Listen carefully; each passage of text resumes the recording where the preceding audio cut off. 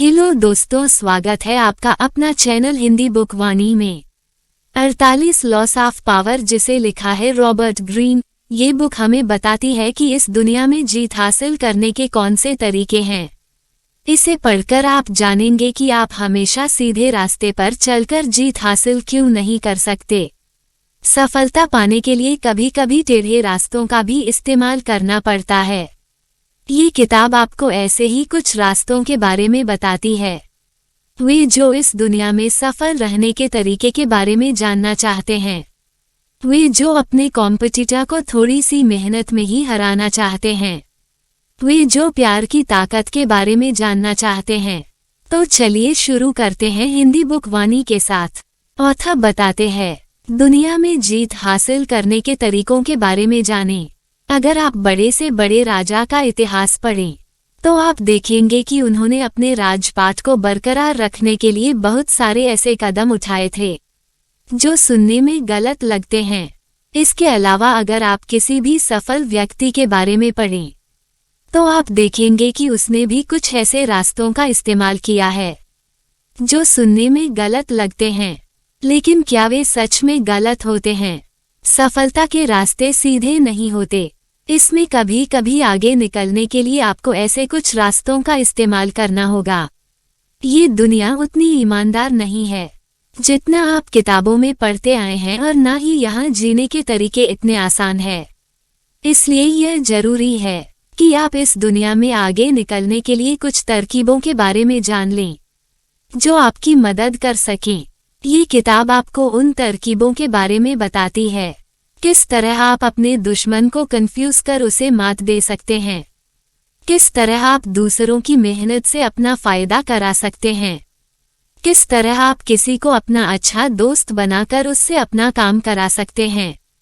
Author बताते हैं, क्या आप अपने बॉस को खुश करने के लिए बहुत मेहनत से काम करते हैं?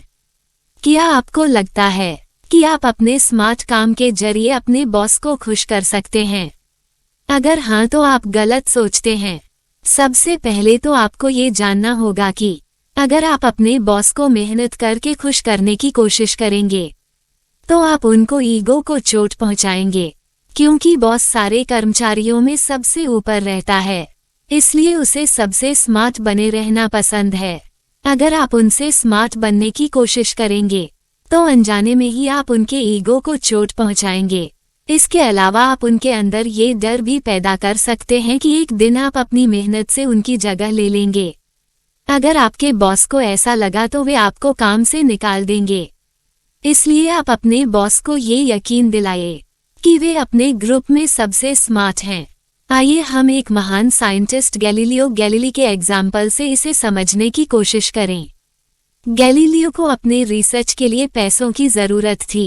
उन्होंने हाल में ही जुपिटर के चौथे चांद के बारे में पता लगाया था। उन्होंने अपनी इस खोज को अपने राजा कास्मिनो II से संबंधित बताया। कास्मिनो II के 3 भाई थे। गैलीलियो ने कहा कि ये 4 चांद कास्मिनो II और उनके 3 भाइयों को दिखा रहा है, और जुपिटर कास्मिनो II के पिता कास्मिनो I को दिखाता है। इसके बाद गैलीलियो को राजा के दरबार का फिलासफर और मैथमेटिशियन बना दिया गया। इस तरह से आप अपने बॉस का दिल जीतकर अपना फायदा करा सकते हैं। ऑथर बताते हैं, अगर आप दूसरों के काम को इस्तेमाल करते हैं तो उसका क्रेडिट लेना ना भूलें। शायद आपको लगता होगा कि दूसरों के काम की नकल करना अच्छी बात नहीं है। आपको स्कूल में सिखाया जाता होगा कि एग्जाम में नकल करना गलत बात है, लेकिन इस दुनिया में अगर आप कुछ बड़ा करना चाहते हैं तो आपको दूसरों के कुछ आइडियाज को इस्तेमाल करना ही होगा। सिर्फ आइडियाज की नकल करना ही काफी नहीं है, आपको उन आइडियाज के लिए क्रेडिट भी लेना होगा।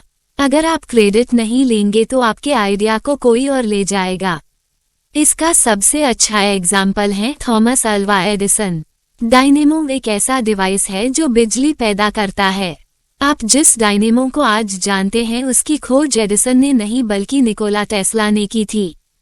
टेस्ला एडिसन के लिए काम करते थे और उन्होंने उसे बनाने के लिए बहुत मेहनत की थी, लेकिन बाद में एडिसन और उनकी कंपनी ने उसका क्रेडिट ले लिया और टेस्ला को होने वाले फायदों में से कुछ भी नहीं दिया। यह एक उदाहरण है जिसमें उन्होंने कोई काम नहीं किया, लेकिन फिर भी उन्होंने सारे फायदे उठाए। इसमें सबसे बड़ा काम क्रेडिट लेने का था। अगर आप क्रेडिट नहीं लेंगे तो वो आइडिया आपके पास से कोई भी ले जा सकता है।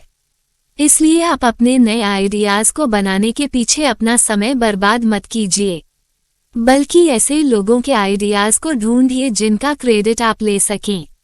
ऑथर बताते हैं, आप दूसरों के बारे में जानकर उनका फायदा आसानी से उठा सकते हैं। अगर आपको पता हो कि किसी व्यक्ति से आपका बहुत फायदा हो सकता है, तो आप क्या करेंगे? आपको सबसे पहले उस आदमी के स्वभाव और उसकी पसंद के बारे में जानना होगा, जिससे आप उसके दोस्त बन सकें और उससे अपना काम करवा सकें। एक बार आपने उनकी पसंद नापसंद के बारे में जान लिया तो आप उनका इस्तेमाल आसानी से कर सकते हैं। दूसरों की जासूसी करना आसान काम नहीं है, लेकिन अगर आप उससे अपना काम करवाना चाहते हैं तो आपको ये करना ही होगा। सबसे अच्छा रास्ता ये होगा कि आप खुद उस व्यक्ति की जासूसी करें। इससे गलतफहमी का खतरा नहीं होता। ज्यादातर लोग दूसरों से जासूसी करवाते हैं, लेकिन ऐसा करना खतरे से खाली नहीं है, क्योंकि आप कभी नहीं जान पाएंगे कि आप जिनसे जासूसी करवा रहे हैं वे आपके वफादार हैं या नहीं। एग्जाम्पल के लिए आप जोसेफ डुवीन को ले लीजिए, जो आर्ट डीलर थे। डुवीन एक उद्योगपति से एक डील करना चाहते थे। उद्योगपति का नाम एंड्रयू मैलन था। इसके लिए उन्होंने उनके स्टाफ के लोगों से उनके बारे में जानकारी हासिल करना शुरू किया। आप एक अच्छा दोस्त बनने का नाटक कीजिए, जिससे आप आसानी से उनके बारे में पता लगा सकते हैं। ऑथर बताते हैं, आप अपने कॉम्पिटिटर को कंफ्यूज कीजिए। क्या आपने कभी शेर को शिकार करते हुए देखा है? शेर सबसे पहले 2 कदम पीछे जाता है, जिससे उसके शिकार को लगता है कि वो डर कर भाग रहा है। इससे शिकार एकदम निश्चिंत हो जाता है और सोचने लगता है कि अब वह सुरक्षित है। लेकिन तभी शेर कूदकर उस पर हमला कर देता है और उसे आसानी से मार देता है। आपको अपने कॉम्पिटिटर से जीतने के लिए कुछ ऐसे ही पैतरे अपनाने होंगे। आप सबसे पहले उसे कंफ्यूज कीजिए। आप उसके सामने हरकतें ऐसी कीजिए जिससे वो यह ना समझ पाए कि आप करना क्या चाहते हैं। फिर जब आप देखें कि वो पूरी तरह से कंफ्यूज हो चुका है, तब आप उस पर हमला कीजिए। अगर आप लोगों को दिखाकर काम करेंगे तो वे आपके इरादों के बारे में जान जाएंगे और उसे आपके खिलाफ इस्तेमाल कर लेंगे। इसलिए आप अपने काम करने के तरीके को छुपा कर रखें। एग्जाम्पल के लिए आप 1972 का चेज मैच को लीजिए, जो बॉबी फिशर और बोरिस स्पेस्की के बीच हुआ था। जिस दिन मैच था उस दिन फिशर जानबूझकर लेट आए। वो बार बार रूम में हो रहे शोर और लाइट के बारे में शिकायत कर रहे थे। हालांकि उसे असल में कोई परेशानी नहीं हो रही थी, लेकिन वो बोरिस का ध्यान हटाने के लिए ऐसा कर रहे थे। वो कुछ गलतियां भी कर रहे थे जिसे बोरिस समझ नहीं पा रहा था कि फिशर वो गलतियां जानबूझकर कर रहे थे या फिर किसी और वजह से। अंत में जब बोरिस पूरी तरह से कंफ्यूज हो गया, तब फिशर ने चाल चली और वो वर्ल्ड चैंपियन बन गया। इस तरह से आप दूसरों की समझ के साथ खेलकर उन पर जीत हासिल कर सकते हैं। ऑथर बताते हैं, अगर आप अपने से शक्तिशाली व्यक्ति से लड़ने जा रहे हैं तो उसके सामने सरेंडर करना ही सबसे अच्छा रास्ता होगा। जब आप किसी से लड़ने जाएं और आपको पता हो कि आप उनसे नहीं जीत पाएंगे, तो आप क्या करेंगे? ऐसे में उसके सामने हार मान लेना ही सबसे अच्छा उपाय होगा। लोग अपनी शान को बचाने के लिए अक्सर अपनी जान दे देते हैं, लेकिन ऐसे लोगों को कुछ भी हासिल नहीं होता। आप सामने वाले का इस्तेमाल करना सीखें। आप सबसे पहले अपने दुश्मन को ये यकीन दिलाइए कि आप उनके सामने हार मान चुके हैं। इससे आपका दुश्मन ये सोचेगा कि आप हार गए हैं और वो निश्चिंत हो जाएगा। फिर आप उसके साथ रहकर या उससे कहीं दूर जाकर उसे हराने के बारे में सोच सकते हैं या फिर एक सरल जिंदगी की शुरुआत कर सकते हैं। अगर आप अपनी शान बचाने के लिए उससे लड़ते भी हैं तो भी उससे जीत नहीं पाएंगे। इसलिए बेहतर है कि आप उसे भ्रम में रखकर उसका इस्तेमाल कीजिए। एग्जाम्पल के लिए आप बर्टोल्ट ब्रेन को ले लीजिए। वे एक लेखक थे जो क्रांतिकारी और कम्युनिस्ट आइडियाज के बारे में लिखा करते थे। दूसरे विश्व युद्ध के समय वे अपने कुछ साथियों के साथ यूरोप छोड़कर अमेरिका गए थे। विश्व युद्ध के खत्म हो जाने के बाद उनसे अमेरिका की कांग्रेस ने सवाल जवाब किए।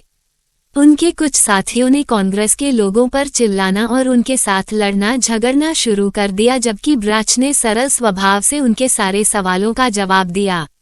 इसका नतीजा यह निकला कि ब्राच को छोड़ दिया गया, जबकि उनके साथियों को कई साल तक जेल में रखा गया। इसके बाद ब्राच ने देश छोड़ दिया और बाहर जाकर अपने आइडियाज के बारे में लिखने लगा। ऑथर बताते हैं, अगर आप किसी से बड़े हैं तो उनके साथ ऐसा व्यवहार कीजिए जिससे ये लगे कि आप वाकई बड़े हैं। कुछ लोग दूसरों से बहुत ऊंची जगह पर होने के बाद भी अपने आप को ऊंचा दिखाने की कोशिश नहीं करते हैं। वे सोचते हैं कि अगर वे अपने आप को ऊंचा दिखाएंगे तो लोग उन्हें घमंडी कहेंगे या उनसे नफरत करने लगेंगे। लेकिन अगर आप अपने आप को ऊंचा नहीं दिखाएंगे तो भी लोग आपकी बुराई ही करेंगे। अगर आप अपने आप को नीचे गिरा के बात करेंगे तो लोग आपको इज्जत नहीं देंगे। वे सोचेंगे कि आप उनके जैसे ही हैं और तब वे आपके साथ वैसा ही व्यवहार करने लगेंगे जैसा वे दूसरों के साथ करते हैं। ऐसे में भले ही आप उनसे बहुत बड़े क्यों न हो, वे आपकी इज्जत नहीं करेंगे और आप बड़े होकर भी छोटे हो जाएंगे। एग्जाम्पल के लिए आप फ्रांस के राजा लुइस फिलिप को ले लीजिए। उन्होंने सारी शाही चीजों को छोड़ दिया था और राजा होते हुए आम आदमी का रहन सहन अपना लिया था।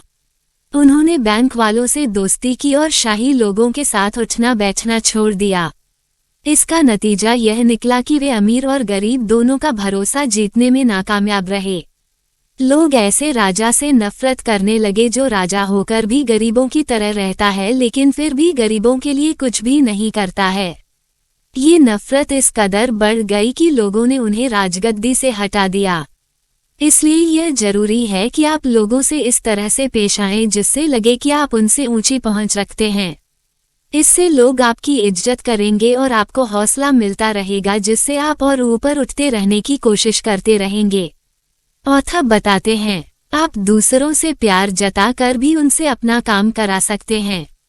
शायद आपने ये सुना होगा, दुनिया में ताकत की जरूरत तभी होती है जब कुछ बुरा करना हो, वरना अच्छा करने के लिए तो प्यार ही काफी है। ये कहावत बिल्कुल सच है। अगर आपको किसी से अपना काम कराना है तो उसके लिए प्यार का रास्ता ही सबसे अच्छा रास्ता है। हालांकि आप जबरदस्ती करके भी अपना काम करा सकते हैं, लेकिन इससे आपको कुछ समय तक ही फायदा होगा। एक समय ऐसा भी आ सकता है जब वो व्यक्ति आपसे ताकतवर हो जाए और आपको इसका पता भी ना चले। इसलिए यह जरूरी है कि आप हमेशा प्यार का रास्ता अपनाएं। आप लोगों को इस्तेमाल करने के लिए उनकी भावनाओं का इस्तेमाल कर सकते हैं। इस तरह से वे अपनी मर्जी से आपका काम करने के लिए तैयार हो जाएंगे। एग्जाम्पल के लिए आप चीन के राजा शू को लियांग को ले लीजिए। राजा मेंगहो ने लियांग के खिलाफ युद्ध का ऐलान कर दिया था। जब युद्ध शुरू हुआ तब लियांग से मेंगहो की सेना को कैद कर लिया और धुओं को उनसे अलग करके दूसरी जगह पर रखा। धुओं को लगने लगा कि अब उसे मार दिया जाएगा, लेकिन उसकी खातिरदारी की गई। उसे अच्छा खाना दिया गया और इस चेतावनी के साथ आजाद किया गया कि अगर उसने फिर से हमला किया तो उसे मार दिया जाएगा। मेंगहो ने आजाद होने के बाद फिर से हमला करने की कोशिश की। इस बार फिर से लियांग ने उसे पकड़कर उसकी खातिरदारी की और उसे छोड़ दिया। लेकिन मेंगहो ने फिर हमला किया और इसी तरह जब उसने 7वीं बार हमला किया तब लियांग ने उसके साथ फिर वही व्यवहार किया। इस बार मेंगहो ने घुटने टेक दिए और फिर उसने कभी हमला नहीं किया। लियांग चाहता तो उसे मार सकता था, लेकिन उसने ऐसा इसलिए नहीं किया क्योंकि इससे अशांति फैलने का खतरा था। अब हम कंक्लूजन पर पहुंच चुके हैं। इस दुनिया में वही जीत सकता है जिसे शक्ति का सही इस्तेमाल कर जीत हासिल करने के तरीके के बारे में पता हो। ये दुनिया आज भी शक्तिशाली लोगों के आगे सिर झुकाती है और शक्तिशाली बनने के लिए आपको कुछ बातों के बारे में जान लेना चाहिए। इस किताब ने आपको इन्हीं बातों के बारे में जानकारी दी। अगर आपको ये बुक पसंद आई हो तो वीडियो को लाइक करें, चैनल को सब्सक्राइब करें और जुड़ रहें हिंदी बुक वाणी चैनल के साथ।